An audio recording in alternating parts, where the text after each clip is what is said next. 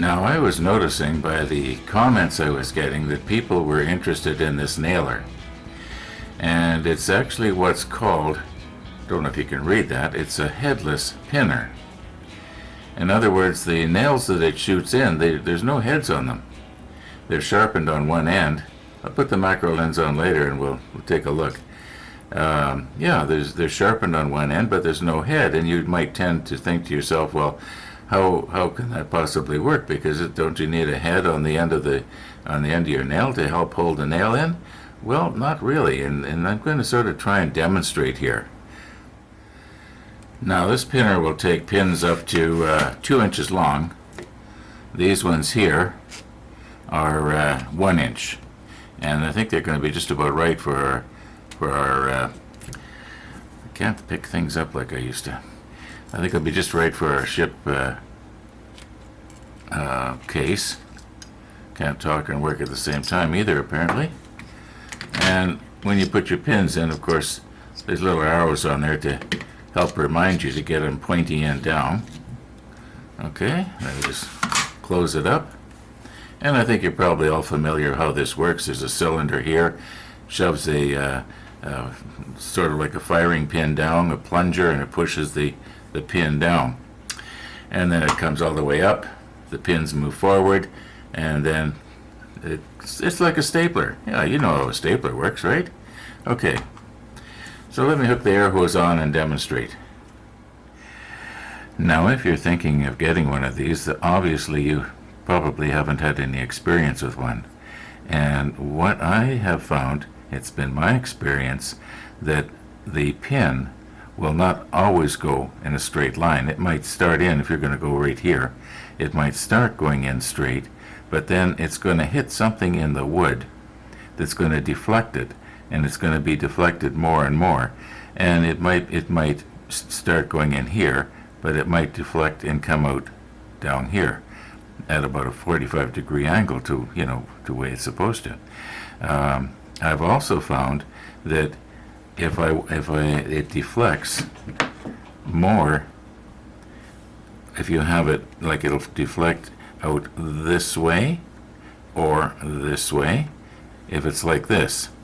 But if I turn the pinner this way, there is less of a chance of it deflecting like this or like this. But it will now blow out the side this way or go the other way. Now, it doesn't happen every time, but if you're doing, trying to pin something that is really narrow, you don't want it to, what's for the fun of it? Let's just see how it's going to go. Now, obviously, these pins are going to go not all the way down into the table. And I should be able to pull it out. Okay, here we go. 1, 2, 3. All right. That'll be interesting to see. Okay, now, another thing, this thing should not be used to hold something on. Don't rely on it to be real strong, because I am going to be able to pull this out, I think. I started to come up. There we go. All right. Well, now in this case, this wood was softer than this wood, and so it pulled out this way. It did go pretty straight though.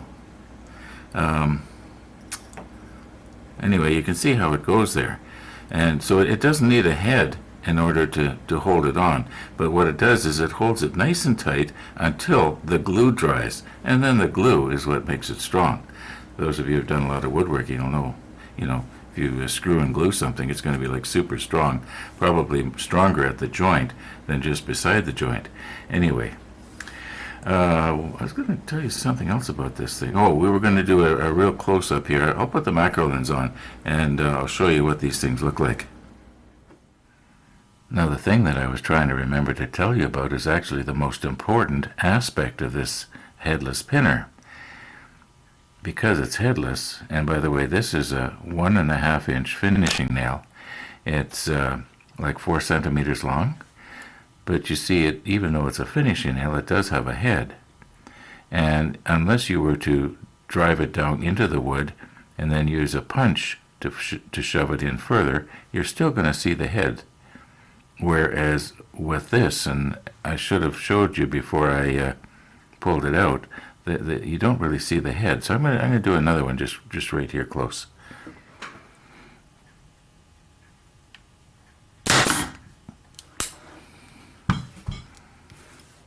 Okay, now you shouldn't be able to see the head like you can see it with this one. Now remember, folks, when we were doing the Bismarck, how little tiny things look huge when we use the macro lens?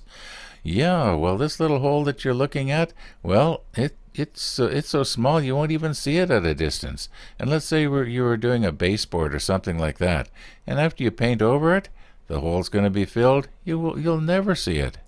Now, that's the whole idea of the headless pinner. Okay, we've got our pins facing straight down the way they go into the wood. In other words, the firing pin hits the end of the pin right here. Now, if we turn it over, you can see there's, if they want to stay there, maybe I'll use the other end. Will that stay? Yeah. Okay, you can see they're kind of like chisel shaped. Yeah. Now those 1-inch pins that you're looking at there, they're about 25 millimeters long. The shortest ones that I've got are these ones here, and they're about 15 millimeters long. I don't know if you can get shorter for this particular gun or not. Anyway, just another little point of interest there. I had been planning on using these shorter ones, but I don't think I will be now. Well, we'll see how the build goes. Okay, here's my thinking on this. I'm going to use this as a spacer, and we'll have the inside, or rather the outside of the plexiglass. No, I guess it'd be the inside of the plexiglass, 3/4 of an inch from the edge all the way around. So I'll just use this as a spacer here, and I don't want to be putting too much glue on here, otherwise when I fasten it on it's going to ooze out and run down. Yet I want enough that it's going to be good and strong. So there's a sort of a happy medium going on here. Let's see if I can get this right.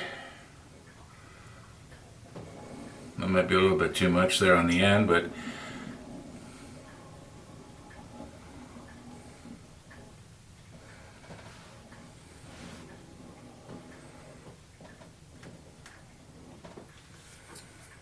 okay.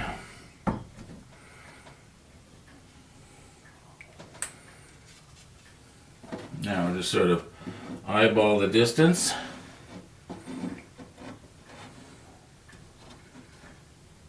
And I think that's going to be pretty close there.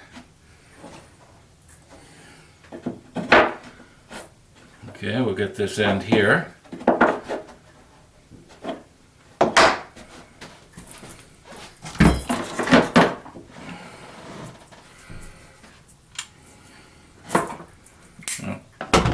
Double check, make sure I didn't move it.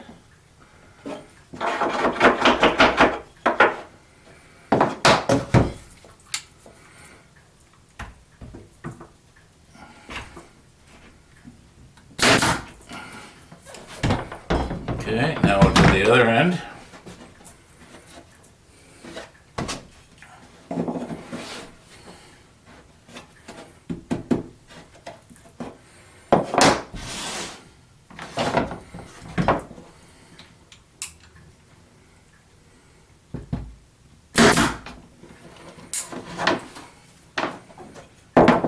Now the middle.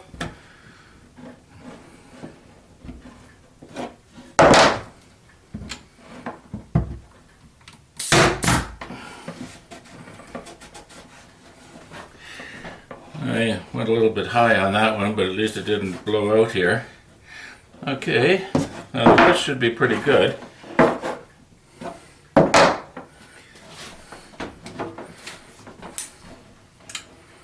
what would be really handy here is if this whole thing was facing up and I could just do this down, but it's just too big to do that with, so it's kind of awkward here.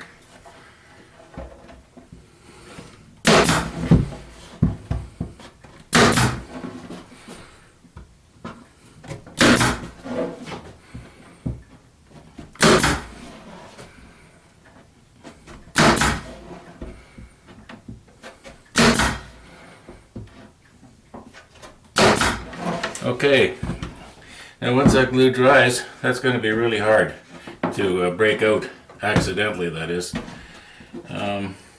Okay, I'm going to just do this all the way around now.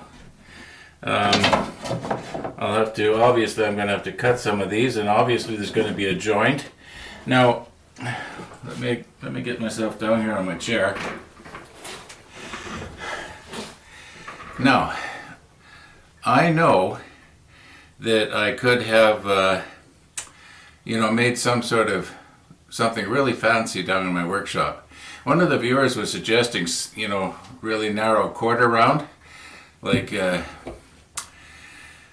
that would be a lot better. And I could actually have made that down in my workshop, but I'm trying to get it across to you that I just want to get this over with.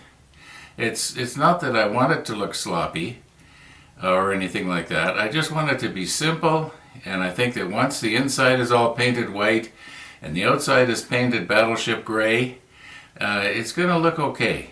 I know it's not going to be fancy. I have made fancy stuff in my day. I don't want to be wasting any more time making my own quarter round, and I could. I've got all the machines down in the workshop. I could pass a piece like this over my router table, or I have a shaper yet. I could make it. I just don't want to. So those of you who have been suggesting, a much better way, the much better way involves a lot of standing and working around in my workshop, and I just don't want to do it. I just want to get this over with. So, yeah.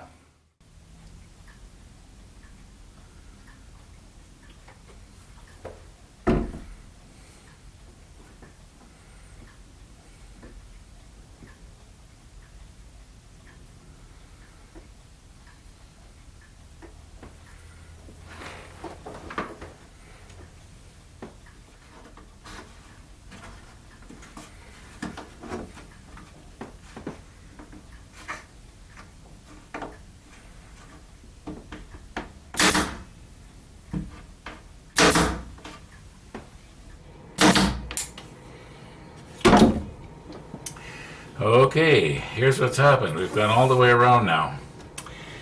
So what I want to do is, if I was to use this, it might be just a little bit too narrow here, because I'm probably going to use 3/16" plexiglass or thereabouts. I think 1/8 inch is too thin, and 1/4 inch is, well, it's a little on the heavy side and to be expensive. So I'm thinking 3/16. So if I was to cut something about 1/2 inch by 1/2 inch, and then go all the way around. Well, I wouldn't go along the bottom, or maybe even part way up the side here, because we'll talk about that tomorrow. I'm just going to go ahead and work at this for the rest of the afternoon now, and maybe first thing tomorrow before we go to Cellar Dweller, we can take a look and see what I've done here. In the meantime, thanks for watching. I hope you enjoyed the review of this thing. This is the only brand I've ever had, so I can't say it's the best or anything about it. All I know is it works really good, and that's I'm not promoting it or anything like that. It's just the one I've got, and I'm very happy with it. Thanks for watching, and all being well, we'll see you tomorrow.